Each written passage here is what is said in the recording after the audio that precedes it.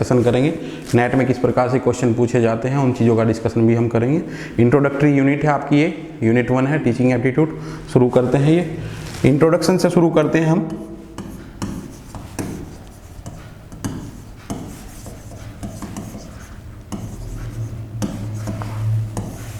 सबसे पहले आपको ये समझना होगा कि एनटीए जो हमारा नेट का जो परीक्षा आयोजित करता है, एनटीए इस प्रकार से क्वेश्चन पूछता है कि जो स्टूडेंट हमारा है उसका परसेप्शन किस तरीके का है टीचिंग के प्रति, और टीचिंग के बेसिक जो कॉन्सेप्ट हैं वो हमें समझने होंगे। उन चीज़ों को समझते हुए आगे बढ़ते हुए किस तरीके से क्वेश्चन पुटअप किए जाते हैं। पहले जो नेट में क्वेश्चन आते थे वो सिंपल आते थे, अब थोड़ा सा इन्हें कॉम्प्लेक्स कर दिया है, कोड के रूप में पूछते हैं। तो बेसिक हमारी ये यूनिट होगी और जो हमारे जो बच्चे हैं जिनकी स्टार्टिंग है उन्हें बहुत लाभदायक हो जाएगी। तो उसी हिसाब से लेके चलते हैं। यूनिट जो 1 है उसके 6 पॉइंट हैं। 1.1 जो इम्पोर्टेंट है उसमें टीचिंग का जो मीनिंग है उन चीज़ों को एक्सप्लेन करना है, उसका अर्थ एक्सप्लेन करना है, और उसके जो स्वरूप हैं टीचिंग के MLT, ULT, RLT, इनको एक्सप्लेन करते हुए टीचिंग की विशेषताएं और अवधारणाएं और क्या क्या अपेक्षाएं स्टूडेंट से रख सकते हैं वो सब चीज़ें डिस्कस की जाएंगी। तो यहाँ पे हम स्टार्ट करते हैं। तो हमने शिक्षण की बात की है, तो शिक्षण को हमें समझना होगा। शिक्षण क्या है, यहाँ पे हम जब इंट्रोडक्टरी लेते हैं तो हमने बताया ये एक प्रक्रिया है, प्रोसेस के रूप में हम इसे लेते हैं।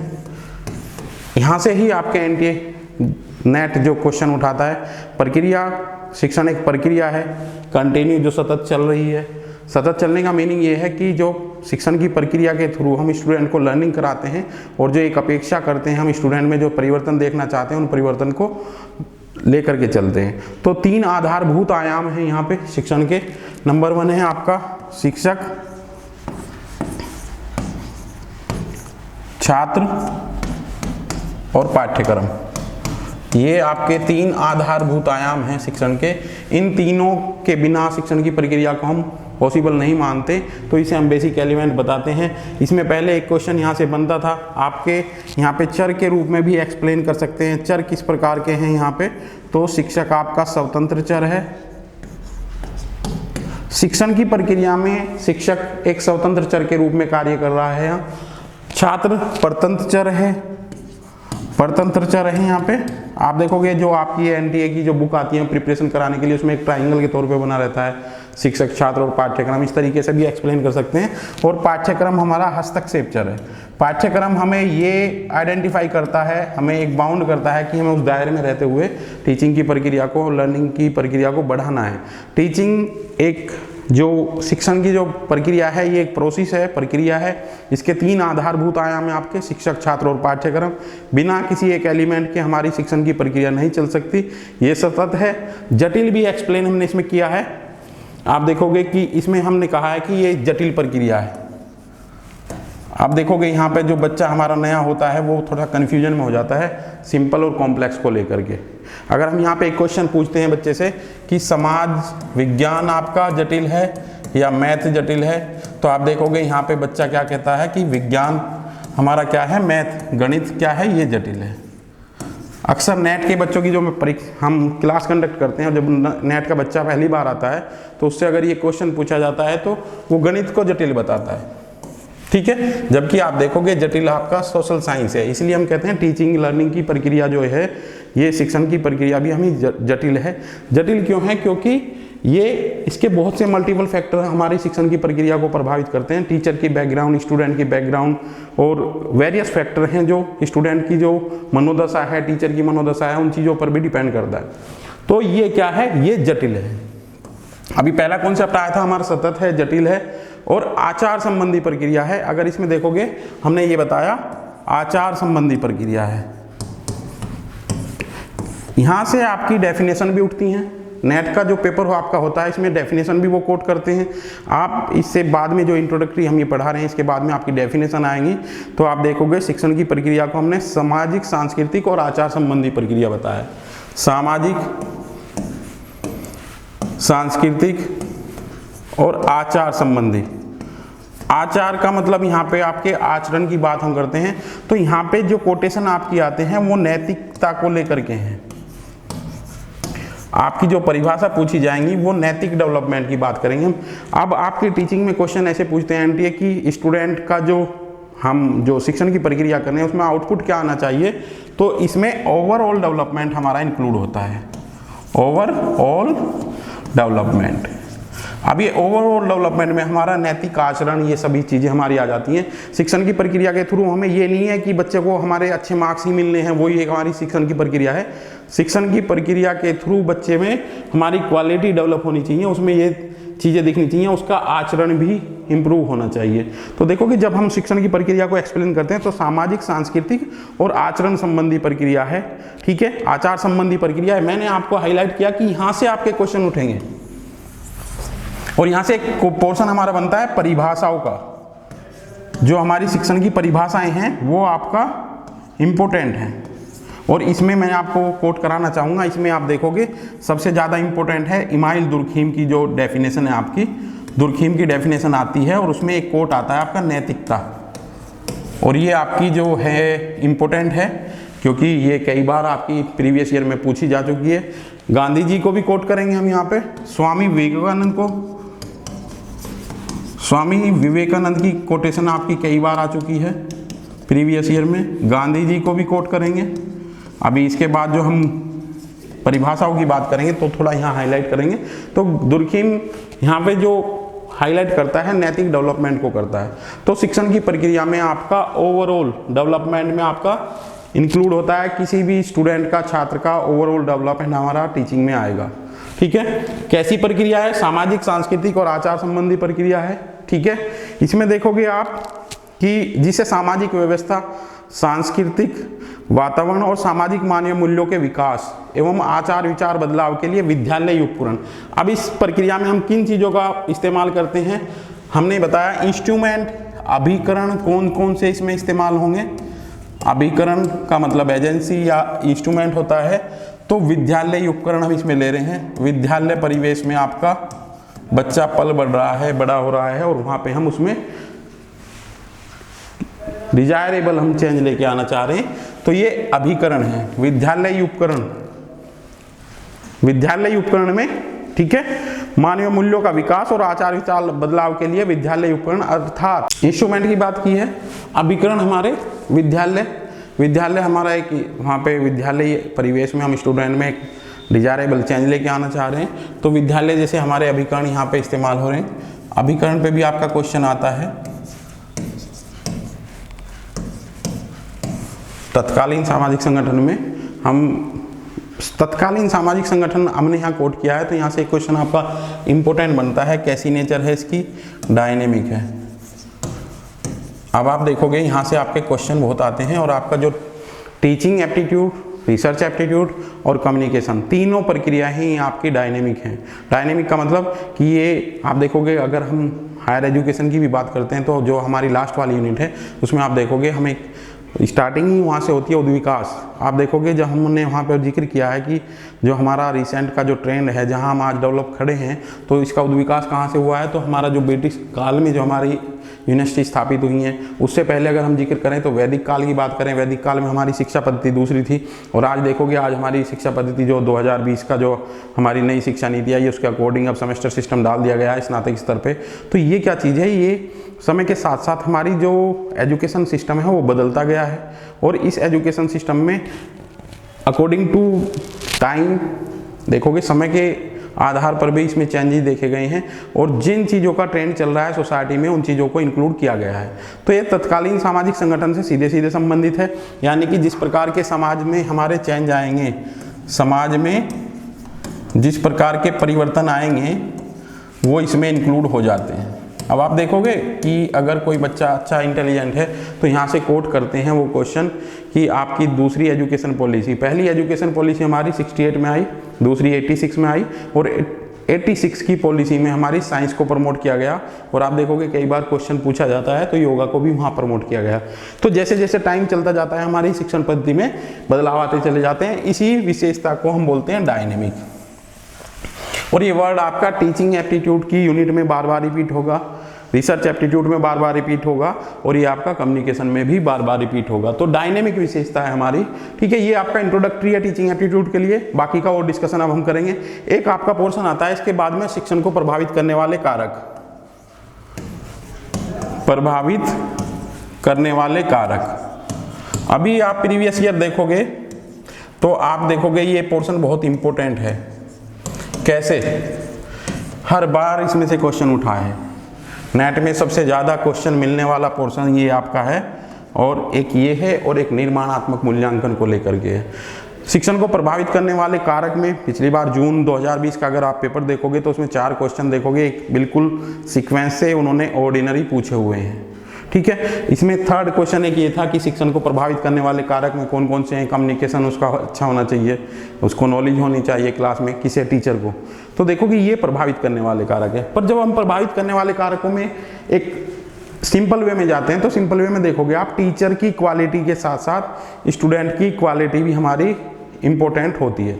अगर स्टूडेंट क्लास में अलर्ट है, वो कॉन्शियस है, तो क्लास हमारी प्रभावी होगी। तो सबसे इसमें क्वेश्चन बहुत बनते हैं, यहाँ से 10-15 क्वेश्चन पे अगर देखेंगे हम, डिस्कशन करें तो देखोगे इंपॉर्टेंट ये है कि पूछा जाता है शिक्षण की प्रक्रिया में, जब हमारी टीचिंग लर्निंग प्रोसेस चल रहा है, उस प्रक्रिया में सबसे ज़्यादा इंपॉर्टेंट क्या होता है। अगर इसे हम देखें तो यहाँ पे स्टूडेंट अलर्टनेस हमारी सबसे ज़्यादा इंपॉर्टेंट है। अगर टीचर थोड़ा हल्की क्वालिटी का भी है तो आप देखोगे स्टूडेंट की अलर्टनेस बहुत इंपॉर्टेंट है, क्योंकि हम लेक्चर मेथड में एक क्वेश्चन बार बार पूछा गया है, आगे चल के उस चीज़ का जिक्र करेंगे। व्याख्यान पद्धति में जो जिक्र किया गया है कि व्याख्यान पद्धति की मेरिट क्या क्या है, अब आप देखोगे ये क्या है, ये एक प्राचीन पद्धति है, मितव्ययी है, कम समय में ज़्यादा कोर्स करा देते हैं हम लेक्चर मेथड के थ्रू।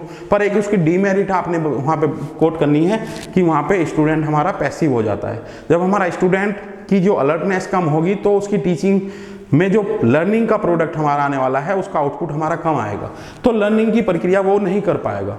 तो यहाँ प्रभावित करने वाले कारक में आप नंबर 1 है हमारा व्यक्तिक। अगर इस तरीके से हम देखें, पर्सनल फैक्टर हमारा बहुत इंपॉर्टेंट है। अब टीचर की पर्सनालिटी और स्टूडेंट की पर्सनालिटी भी यहाँ कोट होती है। टीचर की पर्सनालिटी किस प्रकार की है, अब आप देखोगे यहाँ से भी आपके प्रीवियस ईयर में क्वेश्चन उठाए हैं उन्होंने।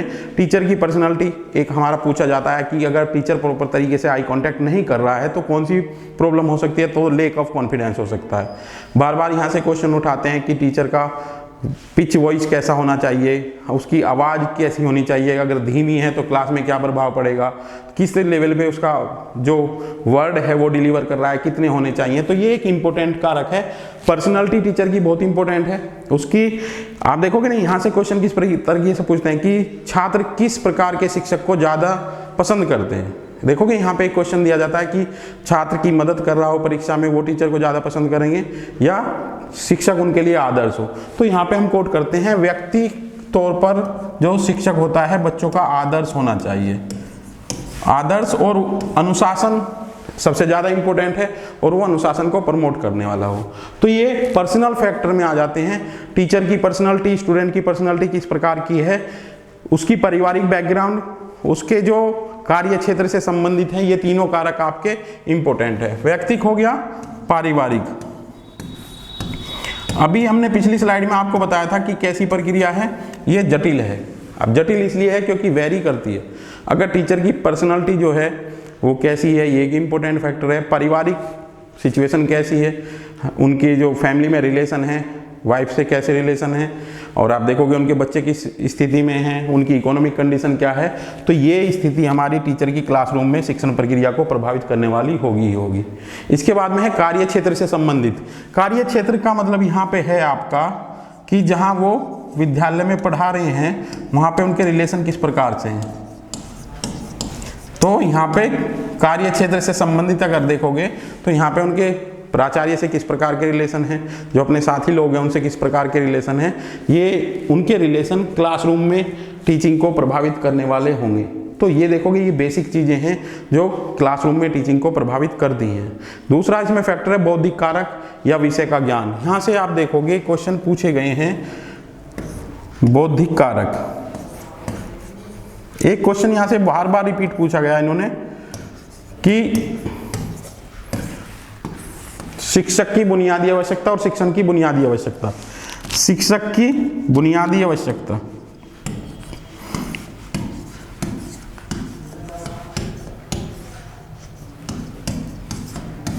शिक्षक की बुनियादी आवश्यकता और शिक्षण की बुनियादी आवश्यकता में आप अगर प्रीवियस ईयर के पेपर उठाओगे तो ये पूछा जाएगा कि किस प्रकार शिक्षण और शिक्षक, यहाँ पे बच्चा हमारा कंफ्यूज बहुत ज़्यादा होता है। शिक्षक की बुनियादी आवश्यकता क्या होगी और शिक्षण की बुनियादी आवश्यकता क्या होगी, ये हमने पहली जो आपकी स्लाइड है उसमें जिक्र किया था। शिक्षण एक प्रक्रिया है, प्रक्रिया का मतलब सतत और कंटिन्यूअस चलने वाली है, क्रमबद्ध व्यवस्था है। क्रमबद्ध व्यवस्था का मतलब ये कि शिक्षक बनने के लिए आपको क्या चाहिएगा। अगर शिक्षक की हम बात करते हैं तो यहाँ आपका ज्ञान आएगा। देखो, अगर आप असिस्टेंट प्रोफेसर बनने जा रहे हैं तो आपकी नॉलेज अगर होगी तो आप नेट जेआरएफ करोगे।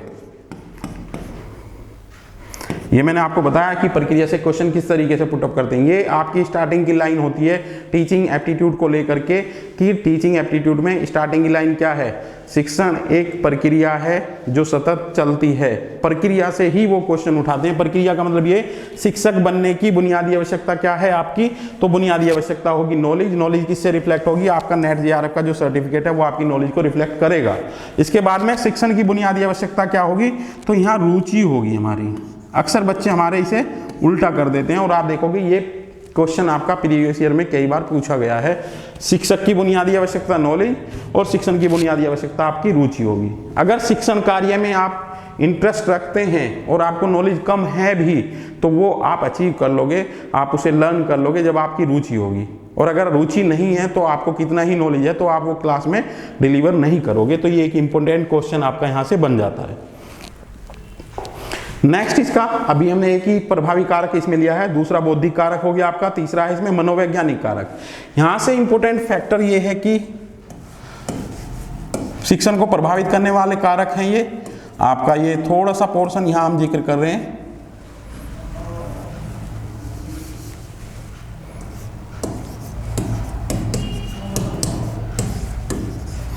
यहां पे क्वेश्चन आपका बनता है, किस तरीके के क्वेश्चन बनते हैं। क्लासरूम में टीचर किस प्रकार का होना चाहिए। आप देखोगे जब हमारे बच्चा क्लासरूम में कोई टीचर आता है तो सबसे पहला इफेक्ट उसका क्लासरूम में एंट्री करने से ही हो जाता है। आप देखोगे स्टूडेंट बैठे हैं और टीचर अगर नर्वस है तो स्टूडेंट का एक विश्वास उस टीचर से लगभग उठ जाता है। अगर टीचर से विश्वास उठ गया तो आप देखोगे कि एक क्या है जो हमारा प्लेसिबो इफेक्ट, इसमें हम आगे बताएंगे। प्लेसिबो इफेक्ट क्या होता है कि जो टीचर पे फेथ है बच्चे का वो स्ट्रांगली बनाए होना चाहिए, तभी बच्चा हमारा सीख पाएगा। तो साइकोलॉजिकल फैक्टर में टीचर की पर्सनालिटी, उसकी बॉडी लैंग्वेज, उसकी साइकोमोटिव अवस्था, आप देखोगे उसका वॉल्यूम क्या है, उसका कॉन्फिडेंस कितना है, वो बच्चों को किस तरीके से हैंडल करता है।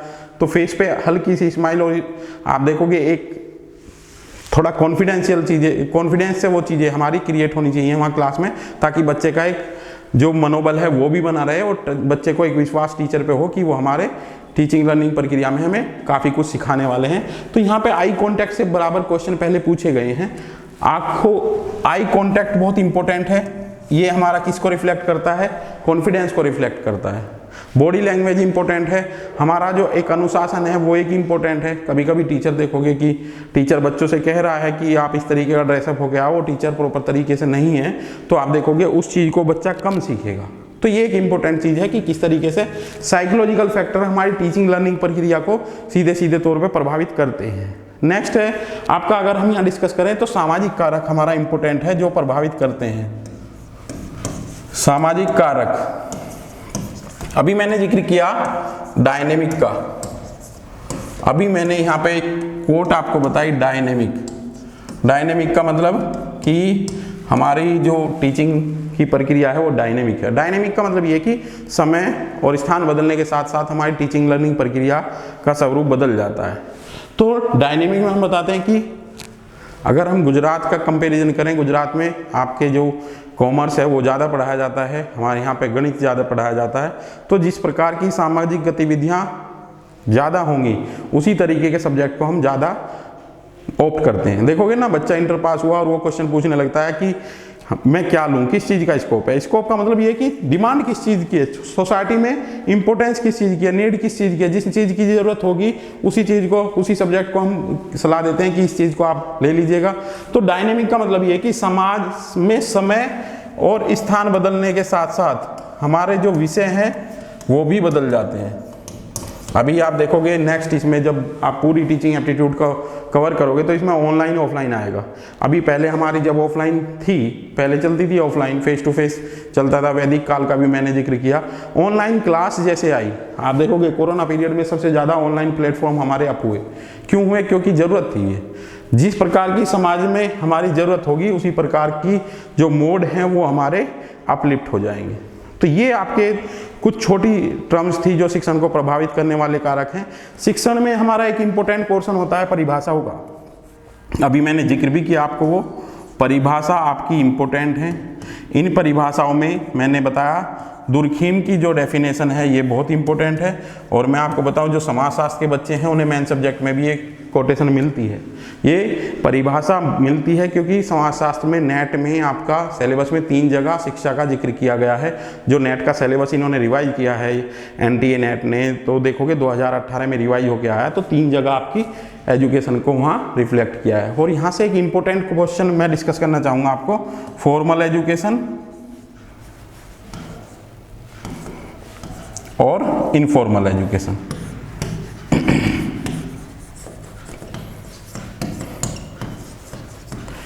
फॉर्मल एजुकेशन क्या होती है, इनफॉर्मल एजुकेशन क्या होती है, इसके बीच में एक सेमी फॉर्मल एजुकेशन भी हमारी आती है। फॉर्मल एजुकेशन में अगर आप देखोगे, मैं बच्चों को सिंपल तरीके से बताता हूँ, बीए की डिग्री हमारी क्या है, ये फॉर्मल एजुकेशन है। समय है, शिक्षक है, छात्र है, पाठ्यक्रम है, एक निश्चित अवधि है और एग्जाम होता है, मूल्यांकन होता है और बच्चे को हम डिग्री दे देते हैं। ये हमारी क्या है, फॉर्मल एजुकेशन है। इनफॉर्मल एजुकेशन हमारी क्या होती है, व्यवहारिक बदलाव, खान पान के तरीके, बोलचाल के तरीके, आचरण, ये सारे हमारे इनफॉर्मल एजुकेशन में आ जाते हैं। यहाँ से आपका क्वेश्चन बनता है कि अनौपचारिक शिक्षा किस प्रकार का शिक्षा है। आपकी जो प्रौढ़ शिक्षा है, प्रौढ़ शिक्षा हमारी किस प्रकार की है, वो आपकी अनौपचारिक आएगी। और यहाँ से क्वेश्चन कई बार पूछ चुके हैं कि अनौपचारिक शिक्षा जो है वो कौन सी है और औपचारिक शिक्षा कौन सी है। इनके बीच की एक आती है डिस्टेंस एजुकेशन हमारी, वो नियोपचारिक में आएगी और इन दोनों के गुण उसमें मिलते हैं। फॉर्मल इनफॉर्मल के नियोपचारिक बोलते हैं, इसे बोलते हैं सेमी फॉर्मल। नियोपचारिक में आपकी आएंगे डिस्टेंस एजुकेशन। कई बार इसमें से क्वेश्चन बन जाता है, इसलिए आपको पता होना भी चाहिए ये फॉर्मल एजुकेशन इनफॉर्मल एजुकेशन क्या है, किस प्रकार से हम कोड करते हैं। फॉर्मल एजुकेशन में मैंने बीए की डिग्री क्यों कोड की है, आसानी से बच्चा इसकी विशेषताएं बता सकता है। शिक्षक, छात्र, पाठ्यक्रम, निश्चित अवधि, एग्जाम होगा और हमें सर्टिफिकेट मिल जाता है, तो ये बीए फॉर्मल की एजुकेशन है। और इनफॉर्मल एजुकेशन हमारे जो व्यवहारिक बदलाव है उसको कोड करते हैं। ठीक है, चल रही थी बात डेफिनेशन की, तो यहाँ पे दुर्खाइम की डेफिनेशन बहुत इंपॉर्टेंट है। इसके साथ साथ आपके मैंने कुछ नाम यहाँ पे नोट करा देता हूँ, बाकी की डेफिनेशन आप खुद देख लेना। गांधी जी,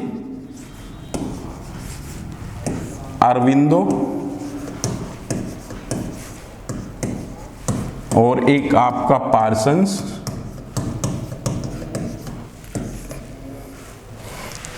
ठीक है। इसके साथ साथ आपके 1-2 थिंकर और हैं और इसमें एक इम्पोर्टेंट आपके थिंकर हैं इवान इलीच, इनको भी देख लेंगे। तो ये क्या है, ये निराशावादी चिंतक है, इनकी बुक है डी स्कूलिंग सोसाइटी। तो ये क्या है, ये कुछ डेफिनेशन है जो रिफ्लेक्ट करती है कि एजुकेशन क्या है। इंपॉर्टेंट आपकी ये ज़्यादा है और इन्हें आप जरूर देख लेंगे क्योंकि ये नैतिक शिक्षा से रिलेटेड है, ये इंपॉर्टेंट है। ठीक है, नेक्स्ट आपका इसमें पार्ट है हमारा कुछ जो इंपॉर्टेंट फीचर हैं आपकी शिक्षण को लेकर के, उन चीज़ों का जिक्र करेंगे इसमें। शिक्षण की विशेषताएं क्या है, बेसिक हम इसमें कहते हैं शिक्षण की विशेषताएं। अभी आपको बेसिक तौर पे हमने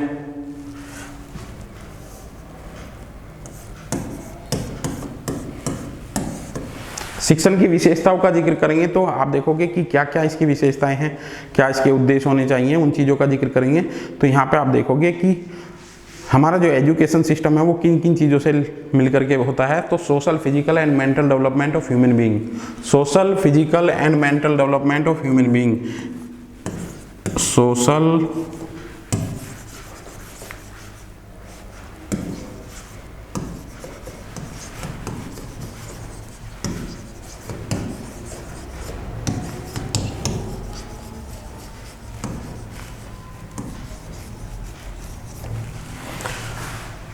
एक क्वेश्चन आपका शिक्षण पे पूछा जाता है, शिक्षण कैसी है, तो ओवरऑल डेवलपमेंट है। ओवरऑल डेवलपमेंट में सामाजिक है, फिजिकल में आप देखोगे जो हमारे पहले स्कूल में पीटीआई वगैरह होते थे, अभी योगा का आयुष डिपार्टमेंट खुल गया है और वहाँ से योगा के टीचर को रखना कंपल्सन ये कह दिया गया है।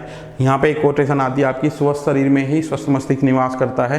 तो यहाँ पे क्या है हमारी शिक्षण की विशेषताओं में, सोशल है, फिजिकल है और mental development of human being. तो यहाँ पे एक ही हम कोट कहते हैं, ऑल ओवर डेवलपमेंट। शिक्षण की प्रक्रिया के द्वारा हम किसी भी व्यक्ति में उसकी संपूर्ण विकास को देखना चाहेंगे। ये क्या है, ये आपकी शिक्षण की विशेषताएं भी हैं। आप देखोगे ये शिक्षण की प्रकृति भी है। तो आयुष डिपार्टमेंट आपका खुला है। आयुष की फुल फॉर्म भी आपकी देखोगे, आयुर्वेदिक, योगा एंड नेचुरोपैथी, यूनानी सिद्धि एंड होम्योपैथी। ये आपका 9 नवंबर 2014 को बनाया गया डिपार्टमेंट। इसमें देखोगे, इसके बाद आप देखोगे कल्चरल डेवलपमेंट, शिक्षण के थ्रू हमारी cultural development of human being, ये भी आपका शिक्षण की इसमें है, विशेषताएं हैं। एडेप्टेशन प्रोसेस है, अनुकूलन की प्रक्रिया है। इसके बाद में देखोगे contribution in character and nation building. शिक्षण आप देखोगे एजुकेशन सेक्टर का अगर हम जिक्र करें तो ये क्या है, नेशन बिल्डिंग के लिए जरूरी है। राष्ट्र निर्माण के लिए हमारा एजुकेशन सिस्टम कार्य करता है, नेशन बिल्डिंग के लिए। हमारा एजुकेशन सेक्टर से हर सेक्टर में प्रोडक्ट जाते हैं। आप देखोगे शिक्षक बनना किसी डिफेंस सेक्टर में या इंजीनियर के लिए, ये सारा क्या है, एजुकेशन सिस्टम का हमारा एक इम्पोर्टेंट इसमें कंट्रीब्यूशन होता है। अगर समाज से शिक्षा का क्षेत्र को हटा दिया जाए तो आप देखोगे सोशल कंट्रोल कहीं ना कहीं नहीं रहेगा। Self identification, actual development of human being, contribution, continuity in society and helpful in adaptation new condition. देखोगे एजुकेशन हमारी क्या है, वो हेल्प करती है किसमें, एडेप्टेशन में, अनुकूलन में हमारी हेल्प करती है। ये एक इम्पोर्टेंट फैक्टर है। एडेप्टेशन में टीचिंग हेल्प करती है, ये इम्पोर्टेंट फैक्टर है। इसके बाद में देखोगे कुछ हमारी विशेषताएं हैं इसकी, सोशल है, कॉमर्शियल है, पर्पजफुल है। नेक्स्ट इसमें इनका जिक्र करते हैं। आपकी जो नेचर ऑफ टीचिंग का अगर हम जिक्र करें, प्रकृति कैसी है किसकी, शिक्षण की। तो ये किसकी, शिक्षण की अगर प्रकृति का हम जिक्र करें तो शिक्षण की प्रकृति कैसी होगी। देखो ये आपका नेट की पेपर 1 की यूनिट है, पेपर 1 की यूनिट है, पहली यूनिट है टीचिंग एप्टीट्यूड। उसकी बेसिक चीज़ें आपकी चल रही हैं, क्योंकि बेसिक समझ में आएगी तभी हम कॉम्प्लेक्स तक पहुंच पाएंगे। सोशल, कॉमर्शियल, पर्पजफुल, सामाजिक, ये आपका देखोगे ये बार बार रिपीट हो रहा है वर्ड। सामाजिक हो गया, सोशल हो गया, कॉमर्शियल हो गया, पर्पजफुल, सह उद्देश्य प्रक्रिया है। ये क्या है, सह उद्देश्य।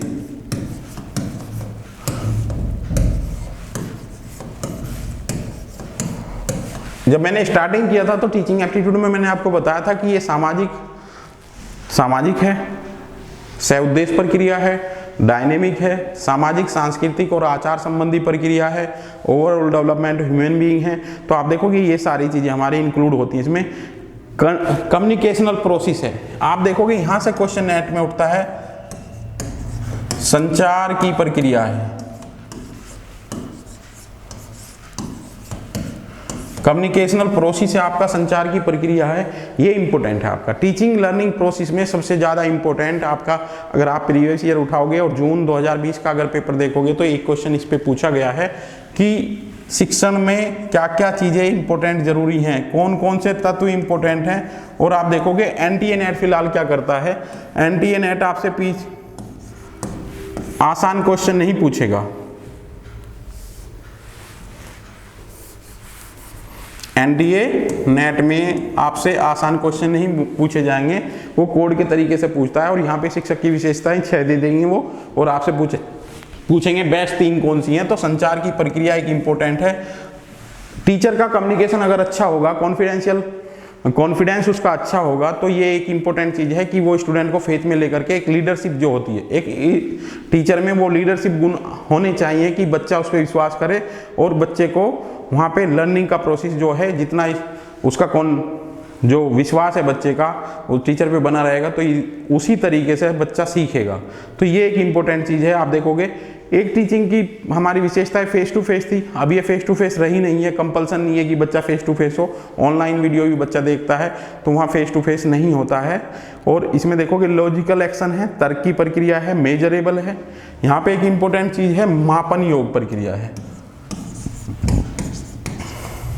मापन योग। यहाँ पे एक क्वेश्चन आपका इंपॉर्टेंट है। आप शिक्षण कार्य के लिए अगर इंटरव्यू देने गए हैं तो आपसे पूछा जाता है आपका अनुभव कितना है, और इस पे डिपेंड करती है जो आपकी नेक्स्ट विशेषताएं हैं। मापन योग है और इसमें मॉडिफाइडेबल है एक, आप देखोगे ना इसमें क्या है, मॉडिफाइडेबल है।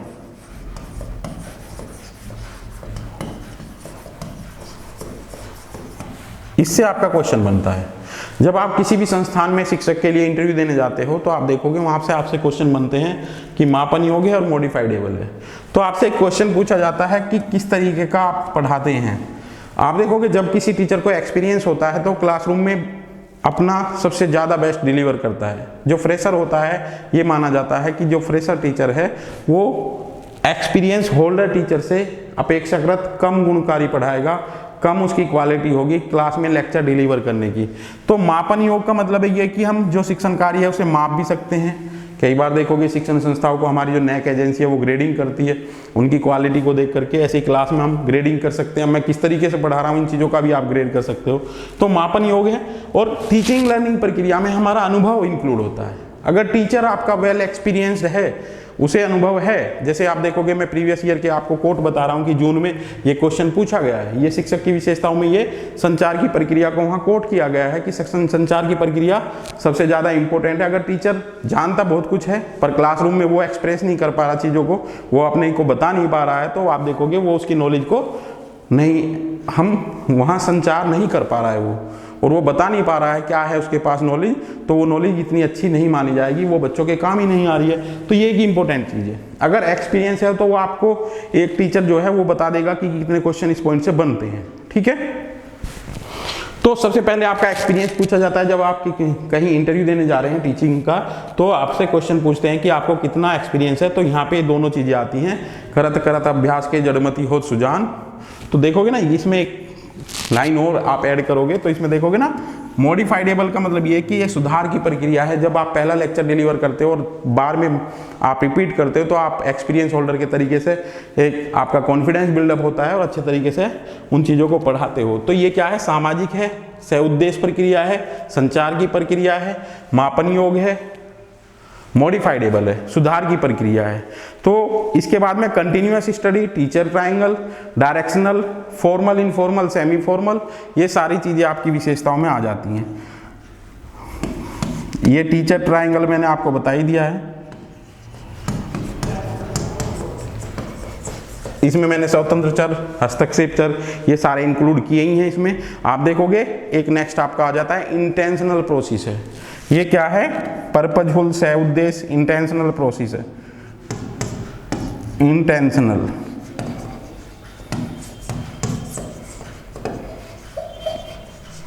जानबूझकर की गई प्रक्रिया है हमारी टीचिंग लर्निंग प्रोसेस की। तो ये एक इंपॉर्टेंट चीज है कि ये इंटेंशनल प्रोसेस है, ये ऐसे ही नहीं हुई कि भाई ऐसे ही हो रही है। इसमें हम क्या है, स्टूडेंट को हम एक डिजायरेबल डायरेक्शन में उसमें चेंज देखना चाह रहे हैं। तो ये सह उद्देश्य प्रक्रिया के साथ साथ इंटेंशनल प्रोसेस भी है। नेक्स्ट आपको हम जो इसमें बताएंगे एक इंपॉर्टेंट फीचर आपकी है basic step of teaching. Basic step of teaching. मैंने एक इंपॉर्टेंट चीज पहले भी डिस्कस की, आपका डायनेमिक। यहां से आपके क्वेश्चन बनते हैं। डायनेमिक इसकी विशेषता है टीचिंग की, और एक ये बेसिक स्टेप ऑफ टीचिंग, ये इंपॉर्टेंट है आपको टीचिंग में, रिसर्च में और कम्युनिकेशन में ये हेल्प करेंगे। और एक सेम क्वेश्चन आपका यहाँ से उठता है नेट में, बेसिक स्टेप ऑफ रिसर्च।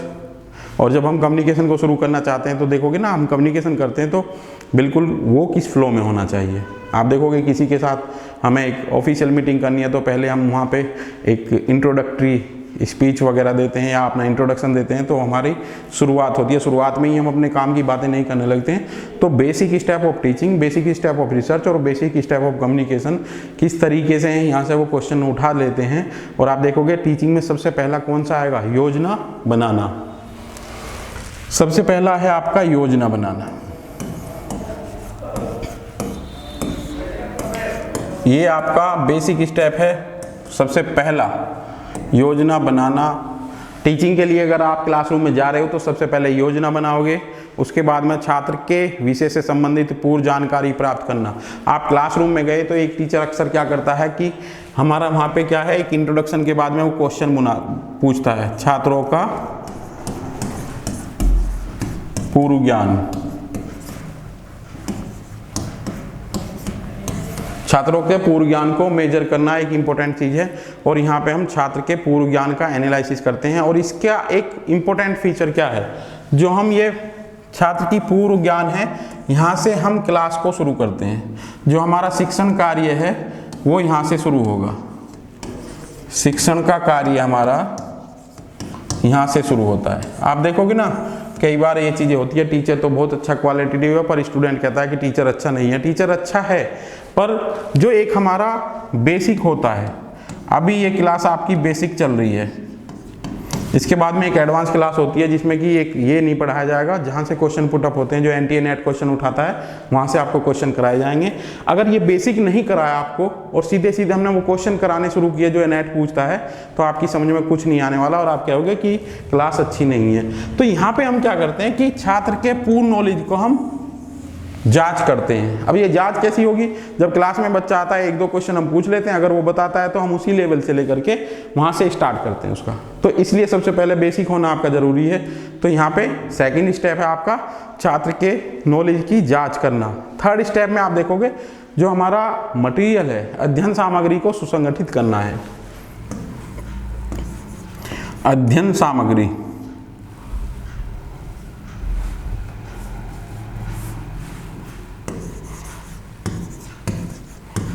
अध्ययन सामग्री को सुसंगठित करना, ये हमारा थर्ड स्टेप होगा। हमारे पास में क्या मटेरियल है, जिस चीज़ का हम पढ़ाने जा रहे हैं क्लासरूम में, हम उसे देने जा रहे हैं, उन चीज़ों का मटेरियल हमारे पास है या नहीं है, टॉपिक से रिलेटेड सारी जानकारी ले रहे हैं, उसको सुसंगठित कर रहे हैं, प्रॉपर अरेंज कर रहे हैं जो क्लासरूम में हमें रिप्रेजेंट करना है। इसके बाद में देखोगे अध्ययन सामग्री का कक्षा में प्रस्तुतिकरण।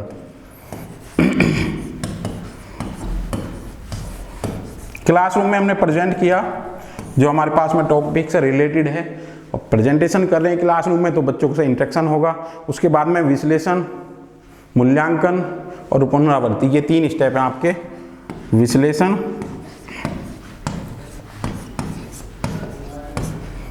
मूल्यांकन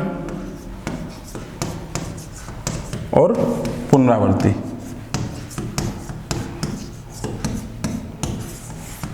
ये आपका बेसिक स्टेप ऑफ टीचिंग है। इसमें से क्वेश्चन कभी उठा लेते हैं वो।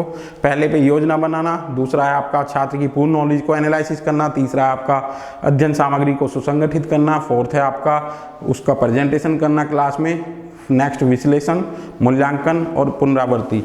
विश्लेषण करते हैं, मूल्यांकन करते हैं और पुनरावृत्ति करते हैं। जो हमारे पॉइंट हैं जो बच्चों की समझ में नहीं आए हैं और हमें पता चला मूल्यांकन से कि यहाँ से बच्चे नहीं समझ पाए हैं तो उन चीज़ों का हम रिवीजन करते हैं। तो ये आपके बेसिक स्टेप हैं, इन चीज़ों पे क्वेश्चन पूछा जाता है तो इन्हीं को ध्यान में रखते हुए ही हम क्लास में प्रेजेंटेशन करते हैं।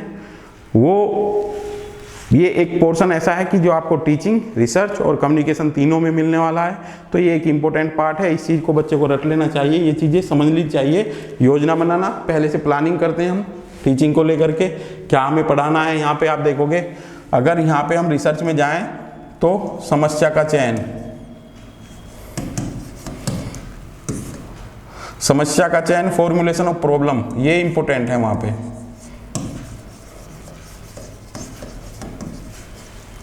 फॉर्मुलेशन ऑफ प्रॉब्लम ये आपका उसमें आता है। बाकी की चीज़ें मैं आपको वहाँ पे क्लास जो आपकी रिसर्च की होगी उसमें डिस्कस करेंगे इन चीज़ों को लेकर के। तो ये आपकी बेसिक और इंट्रोडक्टरी क्लास है। तो उन चीज़ों को देखोगे, ये एक इम्पोर्टेंट पोर्शन है आपका। इसके बाद में आप देखोगे जो चीज़ों का इसमें जिक्र करेंगे, इसमें एक आपका पोर्शन आता है 1.1 में type of teaching, type of teaching MLT, ULT, RLT एक इंपॉर्टेंट है आपके। On the basis of the objective, number 1 में इसमें आता है आपका। यहाँ पे एक थिंकर का नाम आपका कोट होता है BS ब्लूम। BS ब्लूम की एक बुक है the taxonomy of educational objective.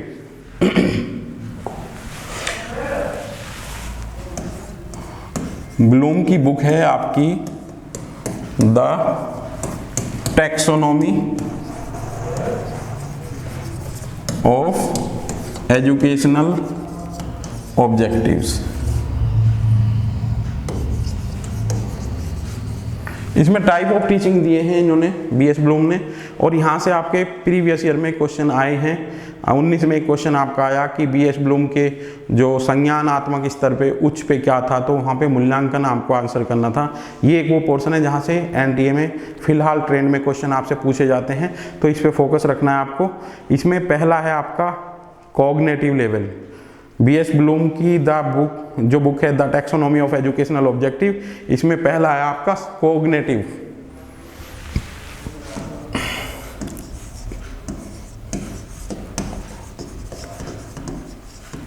और इसे संज्ञानात्मक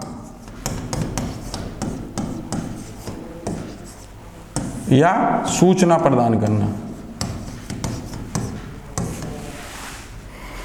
ये आपका बेसिक लेवल है। और आप देखोगे यहाँ पे BS ब्लूम का जो संज्ञानात्मक स्तर है, इसमें 6 चरण बताए गए हैं, और यहाँ से नेट क्वेश्चन उठाता है 6 चरण कौन से हैं।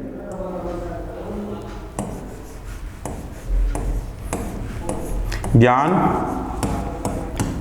अवबोध,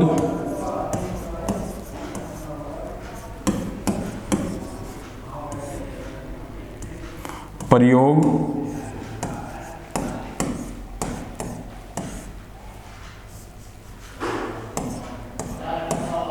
विश्लेषण, संश्लेषण एंड मूल्यांकन। यहाँ से आपका क्वेश्चन बनता है। ये आपको ऐसे याद होने चाहिए जैसे मैंने बताए हैं, ज्ञान, अवबोध, प्रयोग, विश्लेषण, संश्लेषण, मूल्यांकन। और पिछली बार नेट में ये पूछा गया है, इन्होंने लैंग्वेज इस तरीके से ली है कि BS ब्लूम के जो बुक है the taxonomy of educational objectives, उसमें कॉग्निटिव लेवल पे चरम पे क्या था। तो देखो कि लैंग्वेज बहुत इंपॉर्टेंट है। जो आपका NTA नेट पेपर पूछता है, पेपर में आपसे पूछता है वहाँ, तो उसकी लैंग्वेज बड़ी टिपिकल होगी, जटिल होगी, और आपको क्वेश्चन हार्ड लगेगा। इसलिए बेसिक आपको समझना ही समझना है।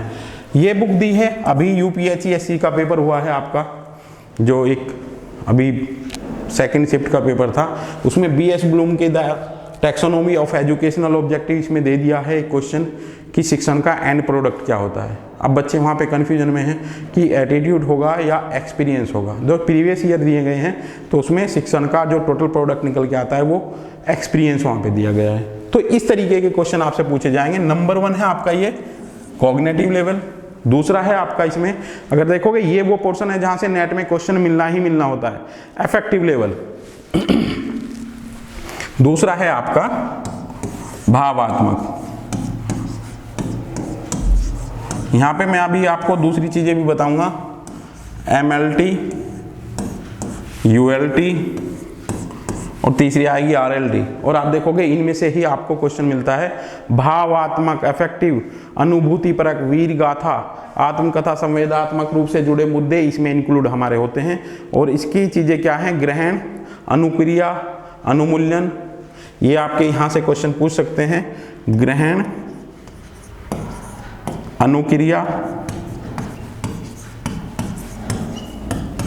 अनुमूल्यन,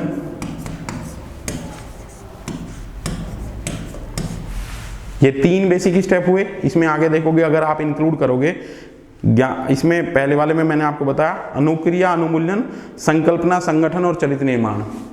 संकल्पना,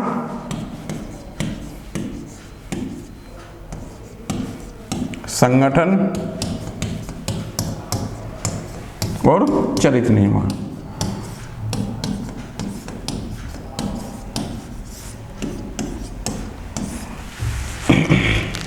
कई बार हमारा बच्चा चीजों को रटता है, रटनी नहीं है, ये चीज़ें समझनी है आपको कि किस तरीके से इन चीज़ों को हम लेके चलेंगे। पहली है आपकी MLT लेवल या कोग्निटिव लेवल।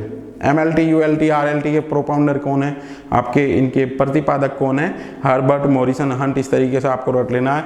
कई बार इनका मैच द फॉलोइंग करके आपसे क्वेश्चन पूछा जाता है। MLT, ULT और इनके प्रतिपादक पूछ लिए जाते हैं, हर्बर्ट, मॉरिसन और हंट। कॉग्निटिव लेवल में, संज्ञानात्मक में किस तरीके से हम लर्निंग करते हैं उन चीज़ों की बात है। अगर आप क्वेश्चन को रटोगे तो भूल जाओगे, समझना जरूरी है। समझने का मतलब ये है कि किस स्टेप से हम सीखते हैं। पहले हमें ज्ञान होता है, पहले हमें नॉलेज होती है, और बच्चा यही कन्फ्यूजन करता है। बच्चे को लगता है ज्ञान हमारा एंड प्रोडक्ट है। नहीं, यहाँ पे अगर देखोगे संज्ञानात्मक में पहले हमें ज्ञान होता है, उसके बाद हमारा अवबोध होता है, उस चीज़ को हम अंडरस्टैंड करते हैं, फिर नेक्स्ट देखोगे हम एक्सपेरिमेंट करते हैं, फिर विश्लेषण करते हैं, संश्लेषण करते हैं और मूल्यांकन करते हैं। अगर आपसे कहीं सीक्वेंस में पूछा जाए तो हमारी सीक्वेंस कैसे लगेगी, नंबर 1, 2 और 3। ये क्या है, एज इट इज ही चलने वाला है। विश्लेषण, संश्लेषण, मूल्यांकन। विश्लेषण का मतलब कई बार बच्चे क्वेश्चन पूछते हैं, विश्लेषण का मतलब क्या है, जब एक बड़ी यूनिट से हम छोटी यूनिट लेकर के उसका डीपली एनालिसिस करते हैं तो इसको विश्लेषण बोलते हैं, एनालिसिस। सिंथेसिस क्या है, जब वो छोटी छोटी जैसे हनी बी जो हमारी है मधुमक्खी, वो शहद इकट्ठा करती है तो वो संश्लेषण होता है। मूल्यांकन क्या होता है, मूल्यांकन को हम शॉर्ट वर्ड में अगर देखोगे, सिंपल शब्दों में हम एक्सप्लेन करें तो ये है कि निश्चित उद्देश्यों की पूर्ति किस सीमा तक हुई है, इस चीज़ की जांच करना हमारा मूल्यांकन कहलाता है। तो ये हमारी क्या है, जो MLT का मतलब हम क्या कहते हैं, 1 to 5th जो हम सीखते हैं वो मेमोरी लेवल ऑफ टीचिंग है, और इसे हम कॉग्निटिव लेवल भी बोल देते हैं, क्योंकि यहाँ संज्ञानात्मक ज्ञान करते हैं। और आप देखोगे आपके जो अल्फाबेट बच्चा याद करता है तो A फॉर एप्पल कर रहा है, वो A फॉर एप्पल, एप्पल को देख करके A सीख रहा है, इस चीज को हम कहते हैं संज्ञानात्मक ज्ञान। सेकंड आपका इमोशनल डेवलपमेंट की बात है, भावात्मक। मैंने अभी बताया वीर गाथा, अनुदीपक, ये भावात्मक मुद्दे रूप से इसमें जुड़े होते हैं। तो ये स्टेप आपके चलेंगे। ग्रहण किया हमने, कोई चीज हमें मिली, फिर हमने रेस्पॉन्स किया उस चीज के प्रति, और अनुमूल्यन किया। अनुमूल्यन का मतलब ये है, जैसे आप देखोगे सर्दियों में बच्चे, हम सब लोग मूंगफली खाते हैं, तो मूंगफली में क्या रिसीव हम करते हैं, मूंगफली की गिरी हम खा लेते हैं, और अनुमूल्यन जो उसका छिलका है उसको छोड़ देते हैं। ऐसे ही हमारी नॉलेज बिल्डअप होती है, जो हमारे इंटरेस्ट की चीज़ें होती हैं उन चीज़ को हम ग्रहण कर लेते हैं, बाकी की चीज़ें हम छोड़ देते हैं, तो ये अनुमूल्यन कहलाएगा। संकल्पना, जो हमारे माइंड में कॉन्सेप्ट बन जाता है। संगठन, एक ऑर्गेनाइज जो की गई हैं संकल्पनाएं चीजें। और चरित्र निर्माण, ये हमारा कैरेक्टर बिल्डिंग हो गया, चरित्र निर्माण हो गया। और देखोगे हम जो एक किताबी लैंग्वेज में चरित्र निर्माण, चरित्र का अगर हम कोटेशन देखते हैं तो किताबी लैंग्वेज में चरित्र हमारा क्या है, ओवरऑल पर्सनालिटी को कोट करता है। जबकि हम ऑर्डिनरी डे बाय डे में हम किसी को, अगर किसी के एक्स्ट्रा मैरिटल रिलेशन है, उसके कैरेक्टर की बात करते हैं, तो इसमें हमारी कार्य क्षेत्र, उनके साथियों के प्रति हमारा एक सोचने का नज़रिया, आपकी पंक्चुअलिटी, कार्य के प्रति जो आपका संगठन है जिसमें कार्य कर रहे हैं उसके प्रति आपकी निष्ठा, सब हमारी कैरेक्टर बिल्डिंग में हमारी इंक्लूड होती हैं। ठीक है, नेक्स्ट एक आपका और रह गया है आपका साइकोमोटिव। इसमें आपका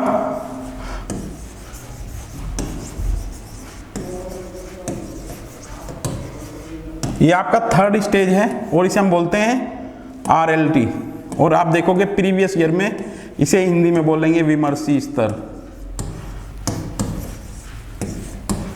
यहां से सबसे ज्यादा क्वेश्चन उठते हैं। विमर्शी स्तर हायर एजुकेशन का जो पोर्शन है ये आपका क्या है, साइकोमोटिव है, मनोगत्यात्मक। इसमें क्या है, आपके जो स्टेप आएंगे वो आते हैं आपके उद्दीपन, कार्यकरण, नियंत्रण, समायोजन, स्वाभाविकरण और आदत। उद्दीपन, कार्यकरण,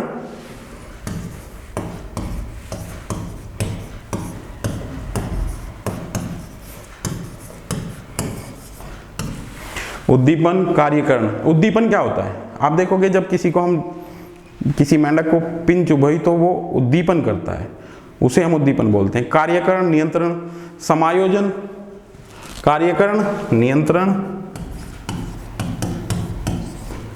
समायोजन, स्वाभाविकरण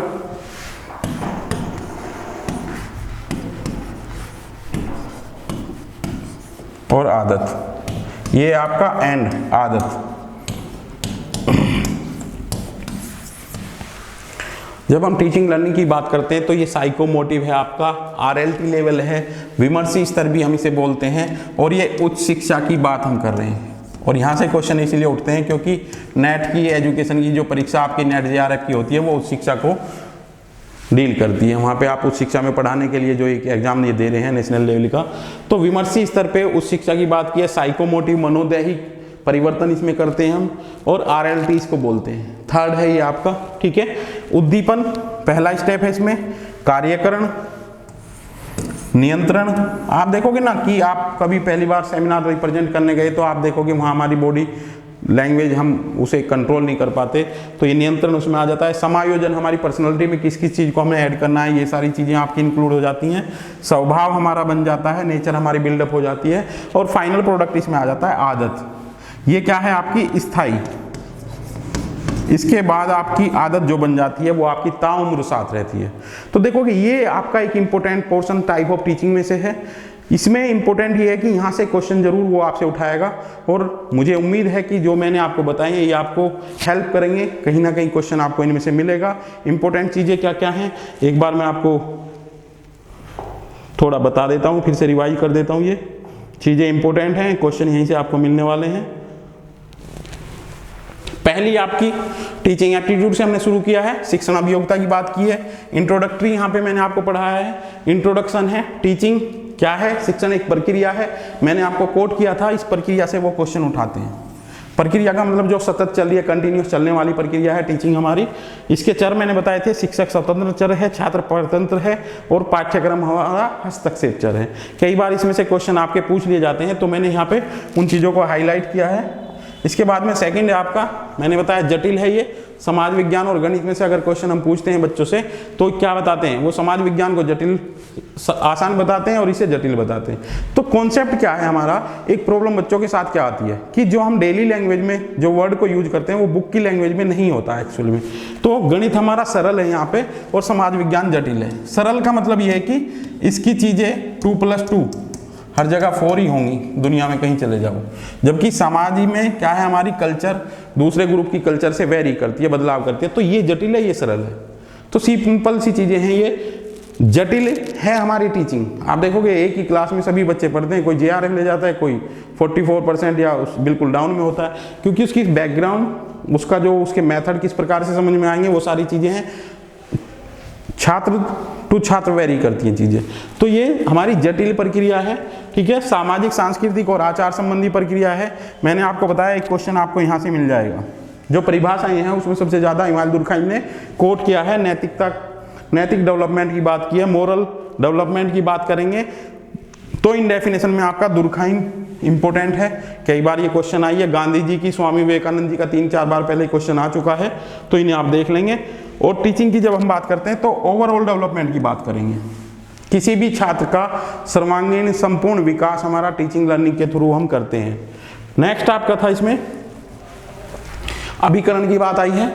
जब हमने इंट्रोडक्टरी पढ़ाया तो सामाजिक सांस्कृतिक परिवेश में एक ऐसा विद्यालयी उपकरण, अभिकरण में हम छात्र में वो बदलाव देखना चाह रहे हैं, छात्र को एक डिजायरेबल डायरेक्शन में लेके जाना चाह रहे हैं। तो ये अभिकरण है, विद्यालय एक इंस्ट्रूमेंट है, वहाँ पे हम छात्र को ले जा करके देखोगे, छात्र को वहाँ हम डिजायरेबल कंडीशन में लेके जा रहे हैं। अपनी जो हम इच्छा कर रहे हैं कि छात्र हमारा किस दिशा में जाए, वहाँ लेके जाना चाह रहे हैं उसे। डायनेमिक है, ये डायनेमिक वर्ड आपका सामाजिक, ये टीचिंग में भी, रिसर्च में भी और कम्युनिकेशन में भी काउंट होगा। हमारा स्थान और समय बदलने के साथ साथ हमारा कम्युनिकेशन भी बदल जाता है। समाज में परिवर्तन देखा गया है, परिवर्तन के साथ साथ हमारा एजुकेशन का टाइप, एजुकेशन के जो प्रकार हैं, एजुकेशन की इंपॉर्टेंस है, एजुकेशन का करिकुलम, सिलेबस हमारे चेंज होते रहते हैं। प्रभावित करने वाले कारक, ये वो पोर्शन है जहाँ से आपको क्वेश्चन मिलना ही मिलना होता है। कौन कौन सी चीज़ें क्लासरूम में टीचिंग लर्निंग को प्रभावित करेंगी, स्टूडेंट की या टीचर की, दोनों तरफ से हमें देखना है। पर्सनैलिटी, टीचर की पर्सनैलिटी, टीचर स्टूडेंट के लिए आइडियल हो। मैंने कहा लर्निंग तभी होगी जब टीचर स्टूडेंट के लिए आइडियल होगा। एक यहाँ पे हम जिक्र करते हैं प्लेसिबो इफेक्ट का, ठीक है। पारिवारिक, कार्य क्षेत्र संबंधी, कार्य क्षेत्र में शिक्षक के अपने साथियों से, प्रिंसिपल से, छात्रों से किस प्रकार के रिलेशन है, वो शिक्षण की प्रक्रिया को प्रभावित करेंगे। यहाँ से कितने ही प्रकार के क्वेश्चन आपके बन जाते हैं। शिक्षक की प्रकृति कैसी होनी चाहिए, वो कॉलेज प्रबंधन में रुचि लेता हो, ये नहीं है। कॉलेज प्रबंधन में जितना शिक्षक रुचि लेगा उतना ही हमारा क्लासरूम जो प्रक्रिया है वो कम इफेक्टिव होती चली जाएगी। बौद्धिक कारक में शिक्षक की बुनियादी आवश्यकता और शिक्षण की बुनियादी आवश्यकता, कई बार ये क्वेश्चन रिपीट हुआ है और मैंने जो बताया प्रक्रिया से ये क्वेश्चन उठाया इन्होंने। शिक्षक की बुनियादी आवश्यकता में आपकी नॉलेज आएगी, जबकि शिक्षण की बुनियादी आवश्यकता आपकी रुचि आएगी। क्लासरूम में हमें इन होने के लिए शिक्षक होना जरूरी है और शिक्षक के लिए बुनियादी आवश्यकता आपकी नेट है। तो नेट के लिए आपको नॉलेज होनी चाहिए, तभी आपका नेट होगा। जब क्लासरूम में आपका अपॉइंटमेंट हो गया और आप क्लासरूम में आ गए तो शिक्षण की प्रक्रिया के लिए रुचि होनी चाहिए। ये मैंने आपको कोट किया, ये आपको ध्यान रखना है। नेक्स्ट आपका मनोवैज्ञानिक कारक में सामाजिक कारक बताए। यहाँ पे एक क्वेश्चन बहुत पूछा जाता है कि अगर कोई शिक्षक अपनी कक्षा में प्रॉपर आई कांटेक्ट नहीं कर रहा है तो किस चीज़ का अभाव हो सकता है? तो टीचर का कॉन्फिडेंस बहुत इंपॉर्टेंट मायने रखता है। क्लासरूम टीचिंग में टीचर का प्रॉपर कॉन्फिडेंस, उसका पिच वॉल्यूम, उसका जो वर्ड डिलीवर करने की फ्रीक्वेंसी है वो कितनी है, वो स्टूडेंट को बांधे रखती है, स्टूडेंट को अलर्ट रखती है। ये साइकोलॉजिकल फैक्टर हमारे क्लासरूम में टीचिंग को प्रभावित करेंगे। सामाजिक कारक मैंने बताया डायनेमिक है। यहाँ पे क्या है आपका, समय और स्थान बदलने के साथ साथ हमारे सब्जेक्ट और उनकी रुचि बदल जाती है। परिभाषा मैंने आपको बताई थी, इंपॉर्टेंट है। इमाइल दुर्खाइम की, गांधी जी की, विवेकानंद जी की कई बार प्रीवियस ईयर में पूछी गई हैं। और सबसे ज़्यादा जो मूल्यों की बात करते हैं, अगर परिभाषा में मूल्यों की बात हुई है तो वो आपके एग्जाम में पूछी जा सकती है। उन सभी को आपको कोट करना है। फॉर्मल इनफॉर्मल एजुकेशन को मैंने कोट किया था यहाँ। फॉर्मल में मैंने बीए लिखा है। शिक्षक होगा, छात्र होगा, पाठ्यक्रम होगा, निश्चित अवधि होगी, मूल्यांकन होगा और आपको परीक्षा परिणाम हो जाएगा। तो ये फॉर्मल एजुकेशन है। इनफॉर्मल एजुकेशन में आपकी प्रौढ़ शिक्षा आती है। कई बार क्वेश्चन पूछ लिया जाता है प्रौढ़ शिक्षा किस प्रकार की शिक्षा है जिसमें हम साक्षर करते हैं लोगों को, तो आपकी इनफॉर्मल एजुकेशन है। एक इसमें सेमी फॉर्मल आती है, तो डिस्टेंस एजुकेशन आपका सेमी फॉर्मल में आ जाएगा। नेक्स्ट में आपका जिक्र किया था हमने Gandhi ji, Aurobindo, Parsons, Ivan Ilyich. Ivan Ilyich की एक बुक है आपकी डी स्कूलिंग सोसाइटी। और ये कैसे हैं आपके निराशावादी चिंतक हैं। निराशावादी मतलब ये कहते हैं कि स्कूल जो छात्र की स्वतंत्र ग्रोथ को बाधित करता है, स्कूल एक दमनकारी संस्था है। इनकी एक फेमस कोटेशन है, कभी कभी क्वेश्चन आ जाता है डी स्कूलिंग सोसाइटी में। इवान इलीच ने कहा है स्कूल एक दमनकारी संस्था है। ये कहता है कि बच्चे के स्वतंत्र ग्रोथ को नहीं होने देता, उसे बाधित करता है। शिक्षण की विशेषताएं बताई हमने, इंपॉर्टेंट है आपकी ये। सोशल है, social, physical and mental development of human being. हमने पहले कोट किया था कि छात्र का ओवरऑल डेवलपमेंट हमारा टीचिंग में आएगा। तो ओवरऑल डेवलपमेंट का मतलब सर्वांगीण विकास। इसमें कल्चरल डेवलपमेंट नेशन बिल्डिंग में सहायक है। एडेप्टेशन प्रोसेस को बढ़ाता है, अनुकूलन को बढ़ाती है हमारी एजुकेशन। शिक्षण की प्रक्रिया के द्वारा हम छात्र को एडेप्टेशन करना सिखाते हैं नए वातावरण में। इसके साथ साथ प्रकृति कैसी है शिक्षण की, सामाजिक है, क्योंकि आप देखोगे डायनेमिक का मतलब ये है कि जैसा जैसा समाज में बदलाव आते चले जाएंगे इसी प्रकार की हमारी शिक्षण की जो प्रक्रिया है वो बदलती चली जाएगी। जिसका यूटिलाइजेशन है उस चीज़ को हम अडेप्ट कर लेते हैं, जो हमारे काम की नहीं है उन चीज़ों को हम छोड़ते चले जाते हैं। आप देखोगे जब हमारा पंचायती राज अधिनियम 1992 में लागू हुआ तो IAS के और PCS के सिलेबस में हमने जो MA पॉलिटिकल साइंस में, सोशियोलॉजी में ये सब चीज़ें हमारी इंक्लूड हुई हैं, वैश्वीकरण को इंक्लूड किया है। तो नए टॉपिक आते चले जाते हैं और पुरानों को हम छोड़ते चले जाते हैं जिन चीज़ों का यूटिलाइजेशन नहीं है। सामाजिक सह उद्देश्य प्रक्रिया है, संचार की प्रक्रिया है, मापन योग है। यहाँ से आपका क्वेश्चन बनता है, एक मैंने पहले भी हाईलाइट किया है कि आपसे जब शिक्षण के लिए कहीं इंटरव्यू देने जाते हैं शिक्षक बनने के लिए तो आपसे पूछा जाता है कि कितने दिनों का अनुभव है। इसका मतलब ये है कि आपके पास अगर अनुभव है तो आपका शिक्षण की जो प्रक्रिया है वो आप सुचारू रूप से क्लासरूम में कर पाएंगे। नेक्स्ट है आपका टीचर ट्रायंगल है। इसमें टीचर्स, स्टूडेंट और करिकुलम की बात की थी हमने। इंटेंशनल प्रोसेस है, ये जानबूझकर की गई प्रक्रिया है, ऐसे ही नहीं कि ऐसे ही हो रही है, ठीक है। इसके बाद में बेसिक स्टेप ऑफ टीचिंग बताया था। योजना बनाना, योजना बनाने के लिए फॉर्मुलेशन ऑफ प्रॉब्लम मैंने ये रिसर्च में बताया आपको। योजना बनाना, छात्रों के पूर्व ज्ञान को जांच करना, अध्ययन सामग्री को सुसंगठित करना। यहाँ पे सुसंगठित वर्ड और आएगा। सुसंगठित का मतलब इसे हम प्रिपरेशन के लिए हम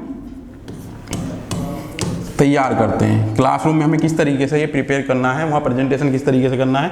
ये प्रेजेंटेशन आ गया, प्रस्तुतिकरण करते हैं, विश्लेषण, मूल्यांकन, पुनरावृत्ति उन इशू की करते हैं। मूल्यांकन के बाद हमें पता चलता है कि ये चीज़ें हमारी नहीं हो पाई हैं, छूट गई हैं। नेक्स्ट इसमें आएगा आपका BS Bloom, the taxonomy of educational objective. अभी UPSC की परीक्षा हुई है, इसमें BS ब्लूम की बुक आई थी ये, और उसमें पूछा गया था कि शिक्षण की प्रक्रिया में एंड प्रोडक्ट क्या है। तो ये बुक आपकी इंपॉर्टेंट है। और अब अक्सर जो ट्रेंड चल रहा है रिसेंट में, हर क्वेश्चन पेपर एक जटिल प्रक्रिया से गुजर रहा है, तो आपको डीपली उन चीज़ों को जरूर याद रखना है जिसे हम छोड़ देते हैं आसानी से। तो BS ब्लूम की बुक है the taxonomy of educational objective. इसमें 3 स्तर आपके बताए हैं, कॉग्निटिव लेवल, अफेक्टिव लेवल और रिफ्लेक्टिव लेवल। तो देखोगे कॉग्निटिव संज्ञानात्मक सूचना प्रदान करना, ये सब चीजें हैं यहाँ पे कि 6 चरण है इसके, ज्ञान, अवबोध, प्रयोग, विश्लेषण, संश्लेषण, मूल्यांकन। प्रीवियस ईयर में बच्चा क्वेश्चन ये पूछता है कि सर कैसे क्वेश्चन आते हैं, एनटीए कैसे क्वेश्चन पूछता है, तो यहाँ से क्वेश्चन पूछा गया है BS ब्लूम की जो संज्ञानात्मक स्तर में उच्च स्तर पर क्या था, तो यहाँ पे हम मूल्यांकन कोड करते हैं, मूल्यांकन उच्च स्तर पे था। ठीक है, इस तरीके के क्वेश्चन आपसे पूछेंगे, तो ये आपको याद होनी चाहिए, ज्ञान, अवबोध, प्रयोग, विश्लेषण, संश्लेषण, मूल्यांकन।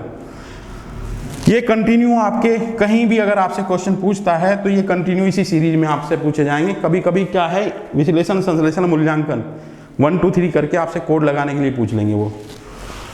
ULT भावात्मक स्तर आपका सेकंड है यहाँ पे। ठीक है, मैंने आपको ये साथ के साथ कराए हैं ULT, MLT और RLT, जबकि ये अलग है इससे थोड़ा, ये अलग है। क्लास भी मैंने मेंशन किए 1 to 5 MLT कॉग्निटिव लेवल है, संज्ञानात्मक सूचना प्रदान करना, ज्ञान, अवबोध, प्रयोग, विश्लेषण, संश्लेषण, मूल्यांकन। इसके बाद में ULT लेवल है, भावात्मक है, ग्रहण, अनुक्रिया, मूल्यांकन, संकल्पना, संगठन और चरित्र निर्माण। ये आपका 6 से 12 तक का है।